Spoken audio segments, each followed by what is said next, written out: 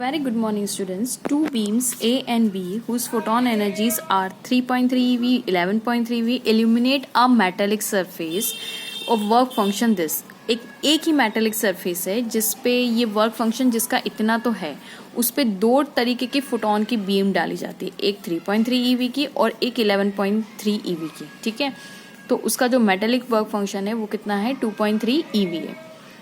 Okay, मतलब कमी और ये दोनों ज़्यादा ही है, तो of course electrons will eject out. The ratio of maximum speed of electron emitted due to the beam A and to the, अब जाहिर सी बात है कि मिनिमम से तो आपने जो वर्क फंक्शन है उससे तो ज़्यादा ही दिया हुआ है, तो इन दोनों में जो इलेक्ट्रॉन इजेक्ट आउट होंगे उनकी काइनेटिक एनर्जी अलग अलग होगी. तो बस वही काइनेटिक एनर्जी का क्या पूछा है आपसे, रेशियो पूछा हुआ है. देखिए, ये अपने पास मेटेलिक सरफेस है, ये मेटेलिक सरफेस है, इस पे दो तरीके की बीम डाली जा रही है. एक है बीम ए, ठीक है, जिसका जो फोटोन है यानी एच न्यू है वो कितना है, 3.3 ईवी है. और एक आपके पास डाली जा रही है बीम बी, ये है बीम बी, जिसका जो फोटोन है एच न्यू वो कितना जा रहा है, 11.3 ईवी जा रहा है. ठीक है, इस पे ही डाली जा रही है. और ये एक मेटेलिक सरफेस है, this is a metallic surface. अब ये जो मेटेलिक सरफेस है इसका वर्क फंक्शन जो कितना है, इसका वर्क फंक्शन फिक्स है, that is phi is equal to 2.3 eV. तो रेशो पूछा है हमसे काइनेटिक एनर्जी, मतलब इसकी स्पीड और इसकी स्पीड. तो लेट्स से और इलेक्ट्रॉन की हमें स्पीड का रेशो पूछा हुआ है. तो पहले बीम ए के बारे में बात कर लेते हैं. तो बीम ए की अगर बात करें हम,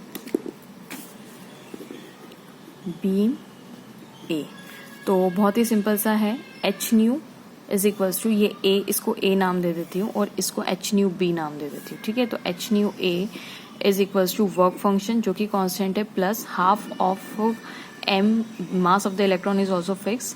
ठीक है, तो वी ए स्क्वायर.